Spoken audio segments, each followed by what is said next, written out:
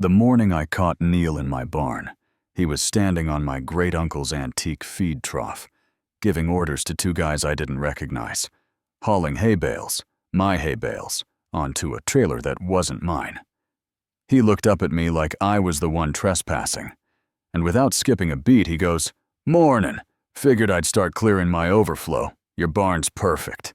That's how it started, how a neighbor tried to steal my barn. Not metaphorically, literally. And for a few weeks, it looked like he was gonna get away with it. I live on about 12 acres just outside a quiet little town in North Carolina. It's been in my family for 3 generations. The barn he was standing in? That was my great-granddad's, built by hand in 1949.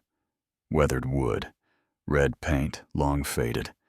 That place has seen floods, storms, births, deaths. But I guess to Neil, it was just an empty storage unit. Now, Neil moved in about a year ago. Fancy guy. Drove a Mercedes, always wore loafers, and somehow, God help us all, got himself elected as president of our neighborhood HOA. Even though my land was clearly outside the HOA boundaries, that man acted like he ran every square inch of this county. I walked right up to him that morning, heart pounding, trying to stay calm. "Neil," I said, "this barn's on my deeded land, always has been. What the hell are you doing?" He just smiled, real smug, and said, "Well, I checked with the board. Technically, the parcel line is ambiguous, and since you haven't used it much this year, the board agreed it's common ground now. You ever have a moment where you're so shocked you just laugh?" I laughed.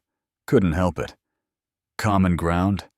This isn't a community garden, Neil. You can't just annex my barn like it's Crimea.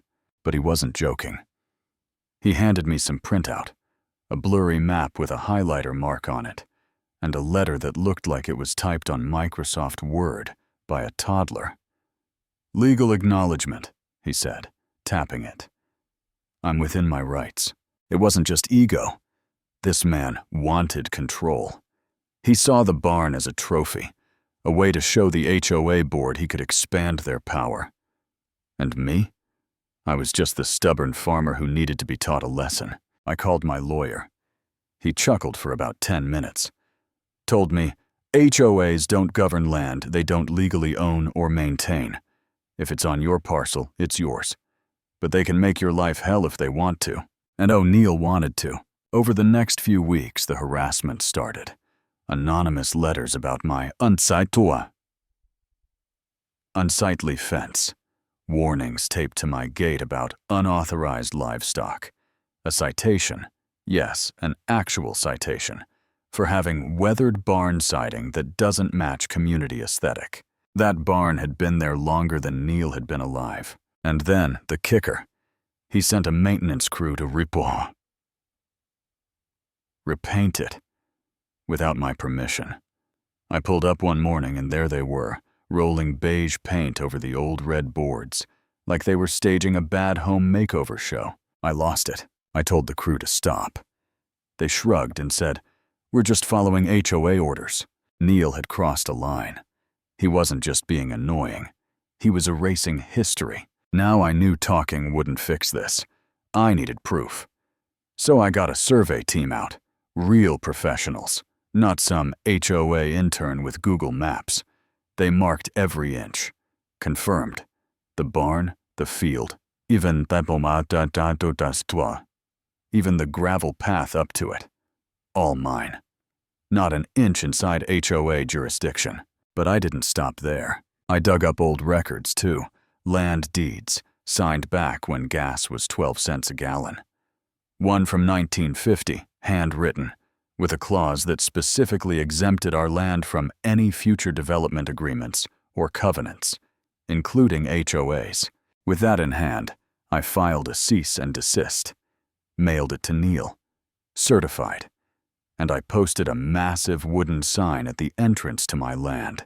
Private property, not HOA land. Trespassers will be prosecuted. Now here's where the twist hit. That same week I got a visit. Not from Neil, but from a sheriff's deputy. "Sir," he said, real polite, "we got a call about stolen property. Neighbor claims you stole hay bales and construction supplies from a shared community resource. I blinked. You mean the hay I grew? On my field? That they loaded onto his trailer? The deputy gave me a look that said, "Yeah, I know it's dumb." But he had to file the report. That's when I showed him everything.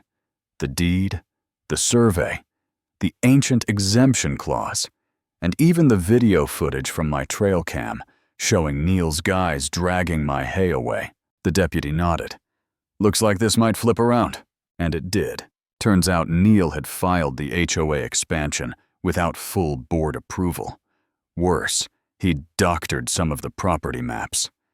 He was trying to make it look like my barn straddled an easement line that didn't exist. It wasn't just power hungry. It was fraud. At the next town meeting, I brought it all. The deed, the footage, the survey. The board looked like they wanted to crawl under the table. Neil tried to defend himself. Said it was a clerical mistake, a misunderstanding. He just wanted to beautify the area, but I'd already talked to a few neighbors, ones he'd tried similar stuff with. We showed up together. One woman, Sandra, had been fined for parking her truck on her own gravel driveway. Another guy, Pete, was threatened with eviction over a shed that had been standing for 20 years. It wasn't just me. Neil was on a power trip. The board held an emergency vote right then and there. Not only was Neil stripped of his presidency, he was reported to the county for falsifying property documents. And me? Well, I repainted the barn. Bright red again, the way it was meant to be. And just for fun, I added a sign under my private property post. Not for neighbor storage, not today, not ever. So here's the thing. He thought he could take it because I wasn't using it every day, because I didn't bark loud enough at first. But land has memory, and people like Neil forget that just because something's quiet doesn't mean it's not watching. So who really owned the barn? You tell me.